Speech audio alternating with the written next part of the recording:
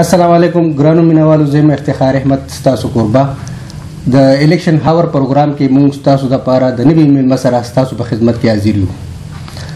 ګرانو مینوالو، موږ سره موجود دی د پی ټی آی ورکر او د چمکني 3 دپاره د جنرال سیټ دپاره امیدوار ملک شهرباز خان. ملک شهرباز خان، السلام علیکم. وعلیکم السلام. په الیکشن هاور پروګرام کې موږ تاسو ته هرکلی وایو. ډیره مهرباني جی. ملک صاحب، الیکشن شروع دی، تیاریان خلک کوي، ستاسو څه خیال دی؟ تیاریان مو څنګه روانې دي؟ اعوذ بالله من الشیطان الرجیم، بسم الله الرحمن الرحیم. اول خو افتخار به زه ستاسو او د چمکني ټي وي ډیره شکریا ادا کوم چې الحمدلله تاسو دومره ښه یو پروګرام شروع کړی دی چې د خلکو نه د الیکشن باره کې د کیسو نه، جنرال کونسلرانو نه خبروي چې دوی څه هلې ځلې روانې دي. نو الحمدلله چې زموږ هلې ځلې خو ښه برپور روانې دي، ښه تیزې روانې دي. هر سړی په منډه کې دی، موږ په منډه کې یو، خو کوشش هم دا دی چې خپله منډه ووهو، بس خپل الیکشن سره کار وساتو، خپل سیاسي شی سره کار وساتو، خپل کارونه خلکو ته وښیو چې دا کړي دي، موږ به را روان دا کوو. نو الحمدلله بس شکر دی چې خبرپور هلې ځلې روانې دي ماشاءالله.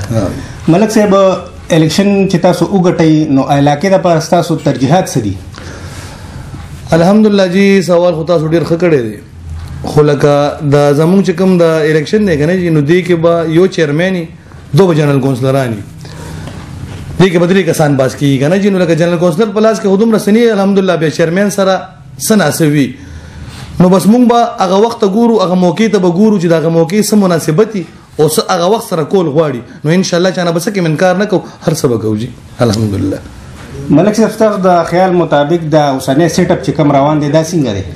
د الیکشن باره کې جی او د الیکشن خو چې دا کوم سیټ اپ اوس روان دی، نو لکه دا وخت تر وخته بدلیږي لګیا دی.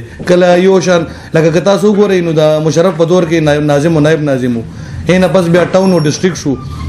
اوس خو دا زمونږ چې کوم کلی دی دا تحصیل شو، نو اوس د ټاون او ډسټریکټ ختم شو، تحصیل الیکشن شو او زمونږ د جنرال شو، یوت شو. نو زه خو وایم چې دا سیټ اپ ماته ښه ښکاري، ټیک بدرته نه. تاسو ته مطمئن یې؟ موږ ته مطمئن یو. ملک صاحب، الیکشن را روان دی، دې باره کې خلک یو بل سره تعلقات خرابوي، دې باره کې ستاسو څه خیال دی؟ ستاسو د سوال جواب به زه داسې درکړم جي چې الحمدلله زمونږ ښه تعلیم یافته کلی دی. زه یم چې کوم سړی په دې شي باندې لانجه کوي نو دا به ښه خبره نه وي. لکه دا الیکشن یو ورځ ده 19 دسمبر، لکه بس هغه یو ورځ ده، نو د یو ورځ دپاره موږ د خپل ټول عمر تعلق ولې خراب کړو؟ زموږ مړي ژوندي دي، غم خادیان هم دي، ټول ملګرتیاګان هم دي. نو ضرورت نشته رځي زه یم چې لکه دا باسې د کمکلو کار وي چې په دې دومره وړه خبره باندې دومره لرې به یو سړی ځي جي. صحیح خبره جی. نو زه یم چې لکه ښه خوشرویي سره، ښه په طریقې سره د الیکشن وشي جي. باقي هر جیت د الله کار دی، چې څوک ګټي څوک بیلي، بس دې کې خو موږ څه ویلی نه شو، دا د الله کار دی، بس بره نه دی. ملک صاحب، په اخره کې به تاسو خپل ووټرانو ته څه پیغام ورکول غواړئ؟ د دې به زه تاسو ته دا جواب درکړم چې زما خپلو سپورټرانو ته دا خواست دی چې ترماس زما نشان دی.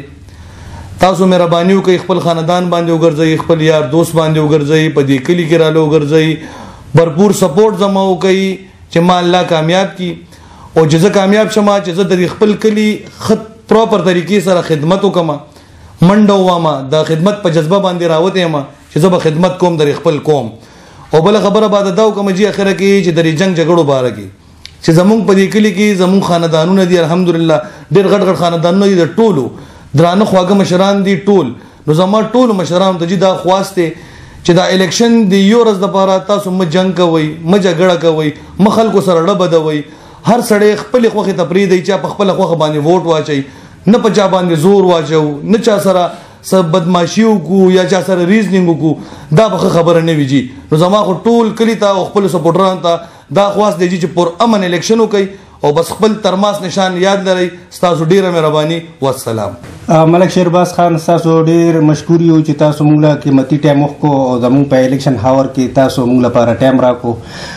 ګرانو مینوالو، دا و زموږ میلمه ملک شهرباز خان.